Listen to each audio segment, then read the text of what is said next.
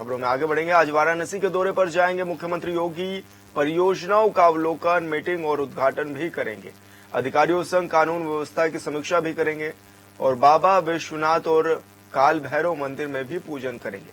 भारत सेवाश्रम संघ सिगरा जाएंगे मुख्यमंत्री योगी। स्टेडियम के अंतिम चरण के निर्माण कार्य को भी देखेंगे सीएम। सिलाई मशीन वितरण कार्यक्रम में भी शामिल होंगे मुख्यमंत्री। तो ये बड़ी खबर आपको बता रहे हैं, जहां पर मुख्यमंत्री योगी आदित्यनाथ के आज कई कार्यक्रम लगे हुए हैं और ऐसे में मुख्यमंत्री अलग अलग जगहों पर जाएंगे जहां पर तमाम तरह के कार्यक्रम होंगे।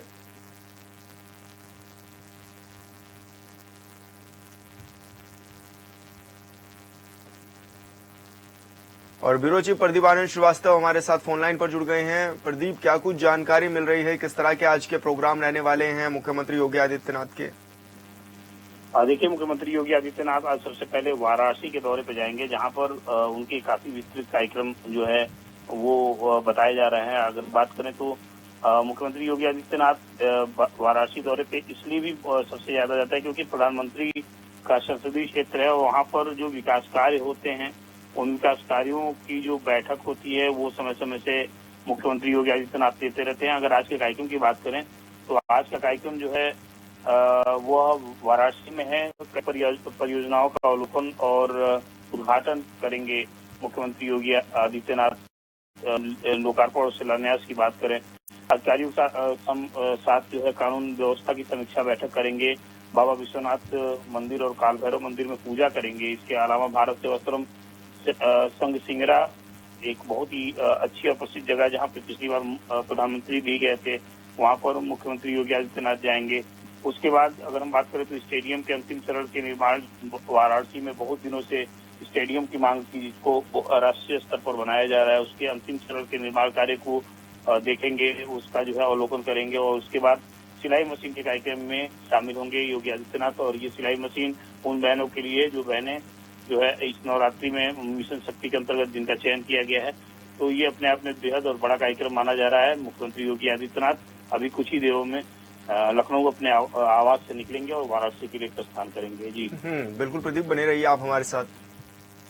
और लखनऊ से बड़ी खबर, बीजेपी मुख्यालय में उपचुनाव को लेकर होगी बैठक। बीजेपी के दिग्गज होंगे बैठक में शामिल। सीएम योगी भी बैठक में करेंगे शिरकत। तो ये बड़ी खबर आपको बता रहे हैं, जहां पर बीजेपी के दिग्गज अब बैठक में शामिल होंगे और बड़ी बैठक होने जा रही है। सीएम योगी भी इस बैठक में शिरकत करने वाले हैं। तो लखनऊ से बड़ी खबर है, जहां पर बीजेपी मुख्यालय में उपचुनाव को लेकर बड़ी बैठक होने जा रही है। और प्रदीप आनंद श्रीवास्तव लगातार हमारे साथ बने हुए हैं। प्रदीप, क्या माने, जिस तरह की बैठक भी होने जा रही है, किस तरह की खासा तैयारियां देखने को मिल रही हैं? देखिए विशाल, उत्तर प्रदेश में जिस तरह से लोकसभा चुनाव में बीजेपी को बहुत ही जबरदस्त पटखनी मिली थी, उसके बाद उपचुनाव की सीएम इस समय मुख्यमंत्री योगी आदित्यनाथ हैं और जिम्मेदारी सीएम की होती है कि जो उपचुनाव है उसमें ज्यादा से ज्यादा सीट सत्ता पक्ष को मिले और इसको लेकर खुद सीएम योगी ने कमर कस लिया है। हमने देखा है कि वो 3 हफ्ते में कम से कम 4 से 5 बार वो अयोध्या गए, मिल्कीपुर में भी उपचुनाव होने हैं जहाँ पर उन्होंने जनसभा भी किया है। तो धीरे धीरे जो है मुख्यमंत्री योगी आदित्यनाथ अपने कार्य के प्रति जो उनका जो मिशन है उस मिशन के प्रति वो आगे बढ़ रहे हैं और इसी क्रम में आज ये बैठक बुलाई गई है। इस बैठक में खुद सीएम योगी शामिल होंगे, जिसमें टिकट बंटवारा और टिकट वितरण, इसके अलावा जो बूथ स्तर की तैयारी है उस पर विचार विमर्श किया जाएगा और आगे आने वाले दिनों में क्या रणनीति अपनाई जाए इस पे भी विचार विमर्श किया जाएगा। तो क्या रणनीति पर भी चर्चा होगी प्रदीप कि किस तरह की अब हम चुनावी तैयारियां कर रहे हैं, कि संगठन किस तरह से काम कर रहा है, किस तरह से लोगों को जोड़ा जाएगा, क्योंकि जो चुनाव की सीटें हैं उसमें कैसे वो जीत हासिल करें, उसको लेकर के भी क्या कुछ मंथन होगा?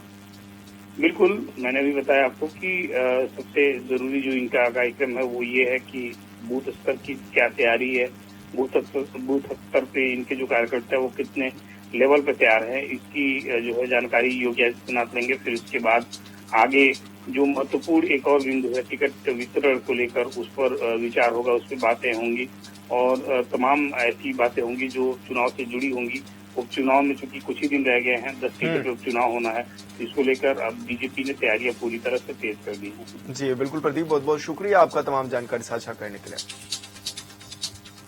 और रायबरेली से बड़ी खबर, ड्राइवर की सूझबूझ से टला ट्रेन हादसा। ट्रेन रेलवे ट्रैक पर मिट्टी डालकर भागा अज्ञात डंपर। ग्रामीणों और पुलिस ने ट्रैक से हटाया है मिट्टी का ढेर। तो मिट्टी गिरने को लेकर जांच में जुटी है police. Raghuraj Singh railway station के पास की बताई जा रही घटना। तो बड़ी खबर आपको बता रहे हैं, जहां पर चालक की सूझबूझ से यह बड़ा हादसा टल गया है।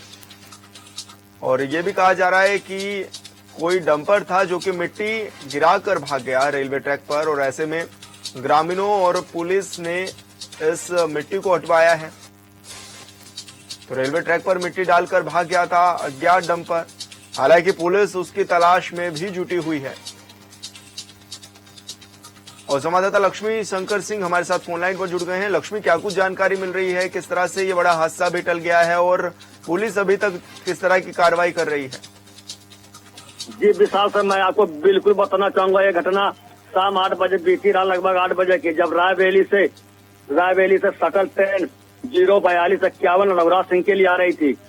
तभी गंगा एक्सप्रेसवे में लगी कार्यदायी जो संस्था लगी, उसका मिट्टी खुदाई हो रहा था, उसको धुलाई लेकर जा रहा था डंपर। वो उसने सीधा उसमें लाइन में डाल दिया, जिससे एक बड़ी घटना होने से बचा। कहीं न कहीं साजिश हो सकती है विशाल सर। तो ऐसे में पुलिस किस तरह से कार्रवाई कर रही है? पुलिस की तरफ से अभी तक कोई कार्रवाई नहीं की गई है, जबकि इसके पहले भी अवैध खुदाई में डंप जो कार्यदायी संस्था थी, जो गंगा एक्सप्रेसवे कार चल रहा था मेरठ से लेकर प्रयागराज तक का, उस पर पुलिस ने उस पर जो जिलाधिकारी हर्षिता माथुर जी ने 8 लाख जुर्माना लगाया था। लेकिन सवाल ये उठता है, जो घटना होने से जो ट्रेन बच गई है, कहीं न कहीं साजिश हो सकता है। वहीं स्टेशन अधीक्षक अखिलेश का कहना है कि अज्ञात लोगों के ऊपर केस दर्ज कराया जाएगा, जबकि कार्यदायी संस्था लगी पुलिस की भी अभी तक कोई इसकी खोज नहीं कर पाई। जबकि पुलिस को चाहिए कि जो कार्यदायी संस्था है, जो कि पास ही में कार्य चल रहा है, कहीं न कहीं पुलिस को इस पर विशेष ध्यान देना चाहिए, क्योंकि अभी तक जो डंपर चालक था उसके ऊपर मुकदमा नहीं पंजीकृत किया गया। वही डंपर चालक तत्काल मिट्टी गिराकर भाग गया, जिससे एक बड़ी घटना होने से बच गई है। लक्ष्मी, क्या माने कि जिस तरह से अब ये भी कहा जा रहा है कि कुछ लोगों के खिलाफ अज्ञात में मुकदमा दिया गया है, तो कितने लोगों के खिलाफ ये मुकदमा दिया गया है? और क्या जो आसपास के जो ग्रामीण हैं वो क्या कुछ कह रहे हैं, वो किस तरह के आरोप भी लगा रहे हैं? क्या उन्होंने देखा है किसी व्यक्ति को? जी बिल्कुल, प्रत्याशी जो वहाँ पर मौके पर उनका कहना है कि डंपर में मिट्टी लाद कर जा रहा था, जो कि वो मिट्टी गिरा करके तत्काल भाग लिया। उसको लोगों ने कुछ पीछा भी किया, लेकिन लोग उसको पकड़ने में नाकाम साबित रहे। वहीं पुलिस द्वारा अभी तक किसी के ऊपर भी कार्रवाई नहीं की गई है। अब देखना ये होगा एटीएन न्यूज की खबर चलने के बाद आखिरकार प्रशासन नींद जागेगा या नहीं जागेगा। सबसे बड़ा विशाल सवाल ये उठ रहा है, क्योंकि जो ट्रेन थी वो जो रायबरेली से रघुराज सिंह के लिए आ रही थी, उसमें काफी पैसेंजर थे, एक बड़ी दुर्घटना हो सकती थी। बिल्कुल लक्ष्मी, बहुत बहुत शुक्रिया आपका तमाम जानकारी साझा करने के लिए। और कन्नौज से बड़ी खबर, आशा ज्योति केंद्र से फरार हुई किशोरी। सकरावा थाना क्षेत्र के गांव की थी ये किशोरी। प्रेम प्रसंग के प्रकरण में पुलिस ने किया था बरामद। केंद्र पर काउंसलिंग के लिए लाई गई थी किशोरी और बाथरूम की क्षतिग्रस्त दीवार से फरार हो गई है किशोरी। तो बड़ी खबर आपको बता रहे हैं, जहां पर ये एक युवती फरार हो गई है और केंद्र पर काउंसलिंग के लिए लाई गई थी ये युवती, और ऐसे में बाथरूम के क्षतिग्रस्त दीवार से फरार हो गई है।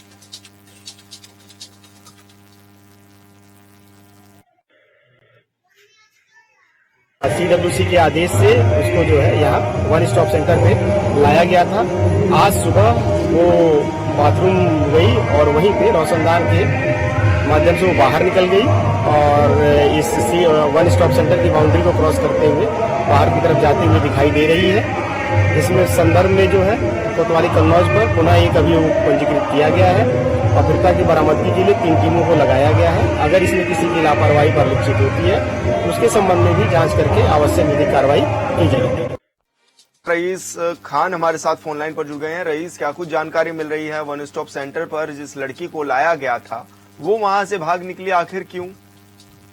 जी विशाल जी, आपको बता दें कि कन्नौज के सकरावा थाना क्षेत्र के गांव की रहने वाली एक किशोरी जो प्रेम प्रसंग में अपने प्रेमी के साथ विगत दिनों पूर्व हो गई थी, जिसे पुलिस ने बरामद करने के बाद आशा ज्योति केंद्र में काउंसलिंग के लिए लाया गया था।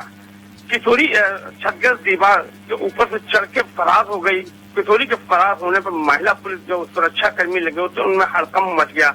पहले तो काफी देर तक तलाश करती रही, फिर आला अधिकारियों को जानकारी देने पर आला अधिकारी भी एकदम सख्ते में आ गए और आला अधिकारियों ने सदर कोतवाली में फराज किशोरी के विरुद्ध मुकदमा दर्ज कराया और पुलिस ने 3 टीमों को लगाया। सीओ का कहना है, सीओ कमलेश कुमार का कहना है कि जल्द ही फरार हुई किशोरी को बरामद कर लिया जाएगा।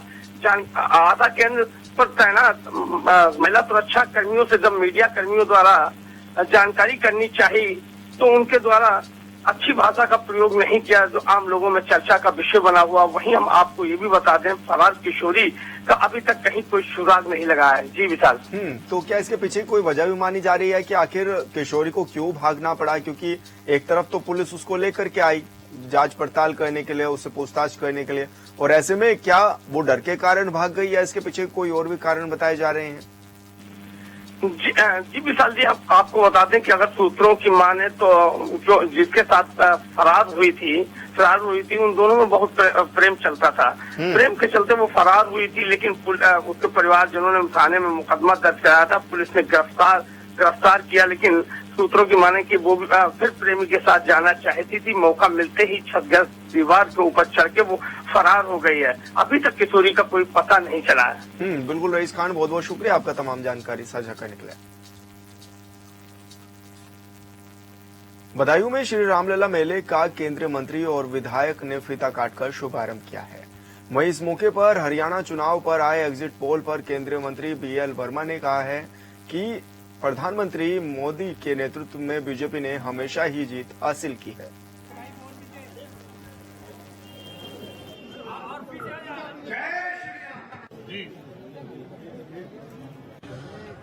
बिलसी का रामलीला जो बहुत प्राचीन रामलीला होता है, आज उसमें बिलसी की मेला कमेटी के लोगों ने इच्छा व्यक्त की थी कि मैं भी उस मेला के शुभारंभ कार्यक्रम में रहूं।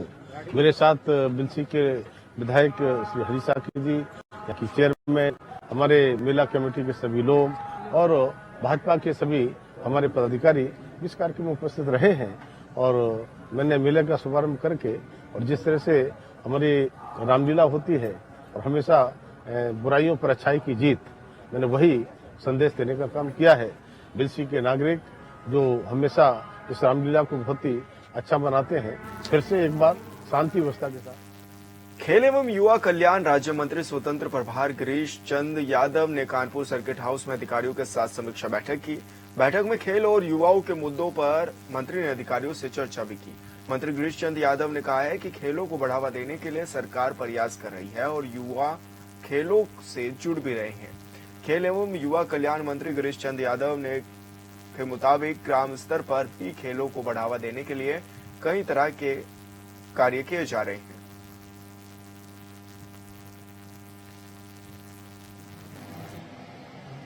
कानपुर मंडली हमारे जो युवा कल्याण विभाग है और खेल की समीक्षा बैठक किया है। इसमें 6 जनपद आते हैं। हमारे सभी क्रीड़ा अधिकारी और जिला युवा कल्याण अधिकारी, क्षेत्रीय युवा कल्याण अधिकारी आए हुए थे। विकास मतलब हमारे जो विकास खंड स्तर है वहाँ हमारे जो क्षेत्रीय युवा कल्याण अधिकारी पोस्टेड है, उनकी भी गतिविधि, हमारा जो नवयुवक मंगल दल है, महिला मंगल दल है, उनके गठन की प्रक्रिया, उनकी गतिविधि, उनकी सक्रियता और उनको कैसे जो ग्राम पंचायत विभाग द्वारा, ग्राम विकास विभाग द्वारा, पंचायतों द्वारा ग्राम के हर खेल के मैदान विकसित किया जा रहा है, उनको वहां खेलने के लिए प्रेरित करने के लिए सब बातों का निर्देश दिया है। देवरिया जिले के तरकुलबा थाना क्षेत्र के नारायणपुर कस्बे में बीते दिनों 2 छात्राओं के साथ छेड़छाड़ करने वाले मंचले से मुठभेड़ में की भी पुलिस से हो गई है, जिसमें 2 आरोपी गिरफ्तार भी किए गए हैं। एक आरोपी के पैर में गोली भी लग गई है। बाइक सवार 4 युवकों ने दिन दहाड़े स्कूल से परीक्षा देकर आ रही 2 छात्राओं से छेड़खानी की थी, जिसके बाद स्कूल प्रबंधन ने थाने में इसकी तहरीर भी दी थी और अज्ञात लोगों के खिलाफ मुकदमा भी दर्ज कराया था।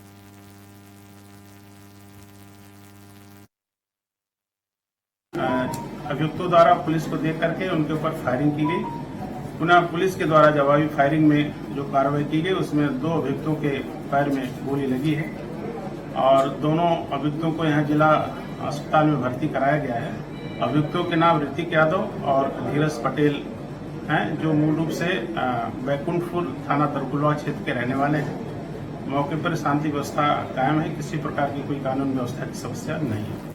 और फिलहाल इस बुलेटिन में इतना ही। आप देखते रहिए HNN 24/7। नमस्कार।